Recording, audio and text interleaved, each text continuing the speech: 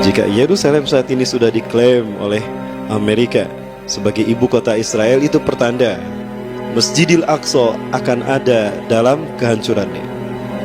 Kiblat kita yang pertama akan terancam segera dihancurkan. Jika Masjidil Aqsa dihancurkan, maka tidak lama lagi sinagog Yahudi, istana Dajjal akan segera berdiri di tanah Betel Meuria. Israel ini sedang melakukan percepatan. Benyamin Netanyahu pernah didatangi oleh rabi Yahudi, rabi tertinggi Yahudi.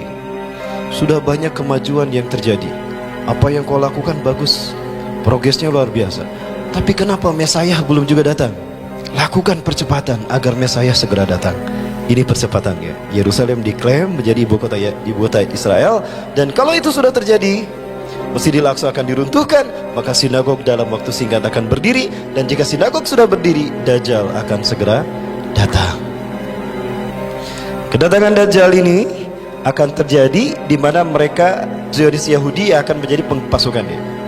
Dan luar biasanya Rasulullah SAW menyebutkan bahwa pasukan inti dari pasukan Dajjal itu bukan Zionis Yahudi.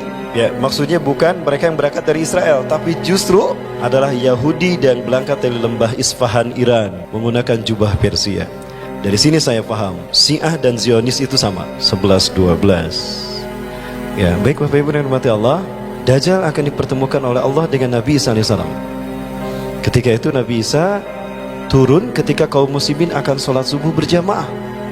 Wa imamukum al-Mahdi, dan imam kalian al-Mahdi, kata Rasulullah. Ketika itu qomat sudah dikumandangkan. Di saat qomat dikumandangkan selesai, maka Al-Mahdi mengatakan sawu sufufakum, terus watarilu, luruskan rapatkan shaf kalian. Ketika sedang meluruskan shaf, turunlah Isa bin Maryam alaihissalam ala janahain malakain, memegang sayap dua malaikat. Idza yara al-ard yasqutu min ra'si syai'an kalma, yasqutu min ra'si syai'un kalma. Apabila beliau melihat ke bawah akan berjatuhan sesuatu mirip air, tanda beliau telah berwudu di langit. Wa idza yarfa ra'sa yasqutu syai'un min ra'si kalulu'il marjan. Apabila beliau melihat ke atas, berjatuhan sesuatu mirip mutiara dan mutu manikan. Wa inna tayyibu riha jasadi satasummu ila narfin nazar. Dan sungguh harumnya tubuh Nabi Isa akan tercium sejauh mata memandang. Dan jika orang kafir menciumnya, mereka akan mati seketika. Itu turun Nabi Isa, Imam Mahdi mengatakan, "Ta'al ya Nabi Allah, salilana." Mari Kang Nabi, imami kami salat. Imam Mahdi mundur. Ternyata Nabi Isa mendorong Imam Mahdi, "La taqaddam, hadhihi uqimat lak, tukramatul ila hadhil ummah." Kemuliaan yang Allah berikan kepada umat ini. Allahu Akbar. Nabi Isa, Nabi dan Rasul Allah, makmum di belakang Imam Mahdi. Apakah ini pertanda Imam Mahdi lebih mulia dari Nabi Isa? Bukan. Tapi semua Nabi dan Rasul jika hidup di zaman Nabi Muhammad, wajib mengikuti sunnah Nabi Muhammad sebagai makmum. Siapapun yang memimpin penegakan sunnah Nabi Muhammad sallallahu alaihi wasallam. Ini kemuliaan yang Allah berikan pada kita. Selesai sholat subuh berjamaah, Isa bin Maryam mengatakan, "Iftahil bab." Buka pintu masjid itu. Ketika pintu masjid itu dibukakan, maka tampaklah Dajjal dengan 70.000 orang Yahudi dari lembah Isfahan, Iran, menggunakan jubah Persia. Ya, Yahudi Iran, berarti Zionis Syiah. Ya. Ketika pintu terbuka, maka aroma tubuh Nabi Isa menghantam 70.000 tadi. Mati semua tuh mereka. Tinggal Dajjal, dia merinding. Waduh, malaikat mautku sudah datang. Andaikan Isa bin Maryam membiarkan Dajjal tanpa membunuhnya, maka Dajjal akan mati sendiri. Maka lari dia dari Aleppo, dari pintu Menara Putih, dari masjid bermenara putih, Masjid Umawi, lari ke pintu Lut, 13 mil dari timur Tel Aviv.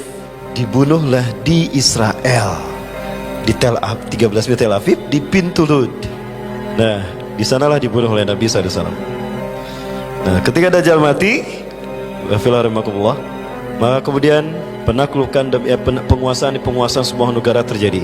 Maka umat Islam kemudian menguasai dunia dan tentram sejahtera. Tapi masih ada satu lagi tantangan terbesar yang tidak kalah beratnya juga, yang dihadapi oleh kaum muslimin walaupun sudah ada Nabi Isa. Apa itu? Turunnya Ya'juj dan Ma'juj. Ya. Setelah umat Islam menguasai beberapa negara, Dajjal sudah dibunuh, kata Nabi Isa, hati-hati kalian, waspada kalian, Ya'juj Ma'juj akan segera datang.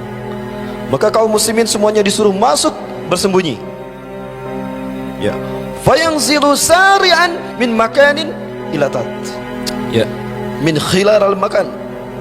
Ya'juj Ma'juj turun dari segala penjuru dalam waktu yang sangat cepat. Set.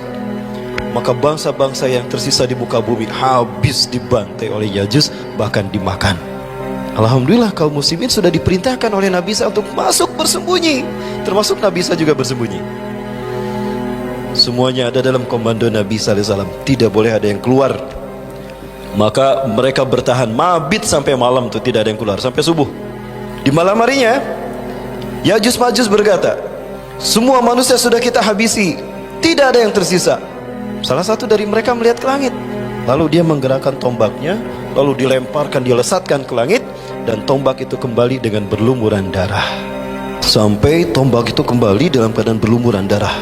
Ya, maka Allah menghukum Ya'juj Ma'juj dengan menurunkan ulat. Ribuan ulat jatuh dari langit, mungkin jutaan. Ulat-ulat itu jatuh ke punduknya, kan mereka melihat ungu ini, maka Rasulullah menyebutkan ulat itu jatuh di punduk mereka. Lalu ulat itu memakan Ya'juj Ma'juj sehingga mati berkelimpangan. Semua Ya'juj Ma'juj, tidak ada yang tersisa satupun. Setelah salat subuh berjamaah, Nabi SAW memerintahkan salah satu dari kita harus keluar. Dan aku meminta salah satu dari kalian keluar untuk memastikan apakah Ya'juj Ma'juj sudah pergi atau mereka menghilang. Salah satu dari mereka mengangkat tangan, saya wahai Nabi Allah, saya siap untuk keluar dan saya siap mati syahid berkorban untuk kalian semua.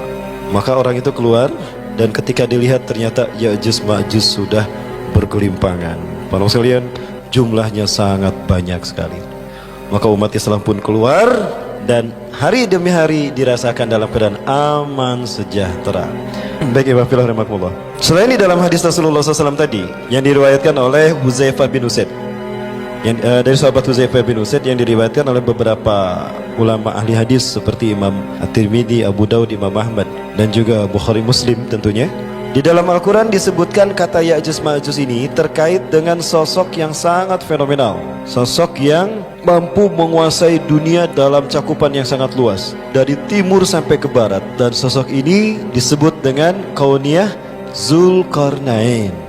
Ini adalah Kauniyah, kunyah, bukan nama asli.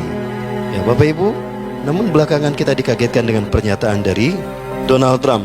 Bapak Ibu, Donald Trump mengatakan kalau Al-Quds ini akan Al-Quds itu sebutan kita. Kalau sebutan orang-orang Israelnya adalah Yerusalem. Sebaiknya kita tidak menyebut Yerusalem, karena kalau kita menyebutkan Yerusalem berarti kita mengakui eksistensi Yahudi di tanah Muslim Palestina. Betul? Maka kita sebut apa? Al-Quds. Ini adalah Yerusalem kalau dilihat dari udara. Inilah wilayah yang diklaim sebagai Yerusalem. Tidak ada artinya the New World Order tanpa Palestina, dan tidak ada artinya Palestina tanpa Yerusalem. Itu kata Israel. Maka Yerusalem ini adalah kunci bagi mereka untuk segera mendirikan sinagog Yahudi. Bapak Ibu yang dirahmati Allah, orang-orang Zionis Yahudi, mereka ingin mendirikan sinagog Yahudi pas di atas Masjidil Aqsa. Maka Masjidil Aqsa harus mereka hancurkan. Ya, Masjidil Aqsa jangan lupa, itu adalah kiblat kita yang pertama, Bapak Ibu. Masjidil Aqsa adalah kiblat kita yang pertama, Bapak Ibu. Maka jika kita memang komitmen dengan ibadah solat kita, maka jangan lupakan Masjidil Aqsa, karena dia adalah kiblat kita yang pertama. Di sinilah Rasulullah SAW solat menghadap ke Masjidil Aqsa selama 16-17 bulan. Ya, Masjidil Aqsa ini tidak akan pernah bisa dihancurkan kalau statusnya masih terkait dengan keputusan Oslo. Perjanjian Oslo, PBB menengahi Arab dan Israel. Pada saat itu sepakati bahwa Al-Aqsa merupakan bagian dari Al-Quds, merupakan bagian dari Old City, dan itu hak tiga agama, merujuk kepada perjanjian Umayyah yang dibuat oleh Umar bin Khattab. Ketika itu Yerusalem atau Al-Aqsa dikuasai oleh orang-orang Nasrani. Kunci Masjidil Aqsa ada di tangan pendeta Sophronius. Dan Sophronius, ketika umat Islam menguasai Yerusalem, Palestina, Sophronius tidak mau menyerahkan kuncinya, melainkan jika Khalifah Umar datang sendiri. Aku tidak akan menyerahkan kunci Al-Quds, Yerusalem, kecuali jika Umar datang sendiri. Disampaikan oleh pasukan kaum muslimin, utusan kepada Khalifah Umar. Maka Umar memutuskan, aku akan datang sendiri kalau begitu. Katakan pada mereka. Sampai beritanya kepada orang-orang Nasrani di Yerusalem, di Al-Quds, di Palestina ini. Maka geger mereka. Bayangan mereka jika seorang raja, pimpinan sebuah negara yang menguasai Imperium Persia dan Romawi datang, pembantaian akan terjadi, genosida akan terjadi. Itu dalam benak mereka. Maka mereka takut luar biasa. Ketakutan mereka ini sampai kepada Umar bin Khattab. Nah, inilah yang melatar belakangi lahirnya perjanjian Umayyah. Kalau Bapak Ibu datang ke Masjid Al-Aqsa, wilayah sebelah sini nanti ada masjid dan gereja. Di sini ada masjid namanya Masjid Umar. Di masjid itu masih ada surat yang dibuat oleh Umar bin Khattab sebagai perjanjian Umayyah, yang isinya siapapun yang ada di sini hari ini, apakah dia Muslim, apakah dia Yahudi ataupun Nasrani, berhak tinggal di Al-Aqsa, di Al-Quds, di Old City. Tidak boleh ada peperangan satu sama lain. Jika ada peperangan berarti melanggar perjanjian ini, keluar dari Yerusalem, keluar dari Al-Quds. Kalau tidak, diperangi. Nah, kemudian itulah isi perjanjian itu, dan itu kemudian ada dicantumkan dalam perjanjian Oslo. PBB menengahi. Maka apa yang dilakukan oleh Amerika melanggar perjanjian Oslo ini? Lupakah kita? Pengkhianatan demi pengkhianatan di tanah yang Allah muliakan, selalu diadakan azab kepada mereka. Baik, Bapak Ibu, nah inilah sinagog Yahudi yang disepakati Amerika dan Yahudi.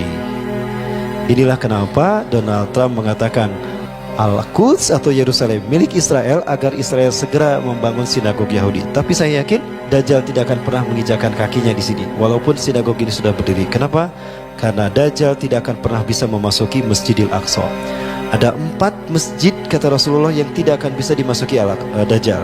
Rasulullah menyatakan Dajjal akan datang dan dia akan menginjakkan kaki di seluruh dunia. Tidak ada satu jengkal pun tanah yang tidak diinjak oleh Dajjal, kecuali 4 masjid ini. Dajjal tidak bisa memasukinya. 1. Al-Masjidil Haram.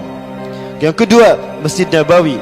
Ketiga, Masjidil Aqsa. Dan yang keempat, Masjid At-Tur di Sinai, tempat di mana Nabi Musa menerima wahyu pertama kali. Di sana dibangun Masjid Tur.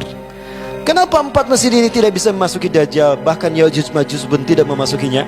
Karena keempat titik ini dilindungi oleh malaikat yang dengan panah mereka siap-siap. Jika Dajjal datang, jika Ya'juj Ma'juj datang, maka mereka akan dipanah dan matilah mereka. Makanya 4 titik inilah yang menjadi tempat teraman ketika fitnah Dajjal muncul dan Ya'juj Ma'juj muncul. Baik Bapak Ibu sekalian, itu dulu barangkali yang dapat saya sampaikan. Lebih dan kurangnya mohon maaf. Apapun fitnah yang akan terjadi, jika kita berpegang teguh pada Quran Sunnah, insya Allah Allah akan melindungi. Itu kata Rasulullah. Pegang teguh Al-Quran dan Sunnah, maka tidak akan pernah ada yang bisa membahayakan kamu. Ya, itu nasihat Rasulullah kepada Abdullah bin Abbas. Itu artinya kepada kita. Terima kasih. Wabillahi taufiq wal hidayah. Assalamualaikum warahmatullahi wabarakatuh.